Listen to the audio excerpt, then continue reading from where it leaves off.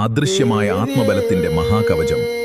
നീ ജനിച്ച മണ്ണും നിന്റെ ശരീരത്തിൽ ഓടുന്ന രക്തവും ഒരു നിയോഗമാണ്. ആ നിയോഗത്തിന് പിന്നിൽ തലമുറകളായി നമ്മെ കൈവിടാതെ കാക്കുന്ന ഒരു ഊർജമുണ്ട്. അതാണ് നമ്മുടെ കുടുംബത്തിന്റെ ചൈതന്യമായി രക്ഷിക്കുന്ന കുലദൈവം. ലോകത്തെവിടെയുള്ള മഹാക്ഷേത്രങ്ങളിൽ പോയി പ്രാർത്ഥിച്ചാലും ആ പ്രാർത്ഥനകൾക്ക് ഫലം ലഭിക്കണമെങ്കിൽ നമ്മുടെ കുലദൈവത്തിന്റെ അനുമതി വേണം.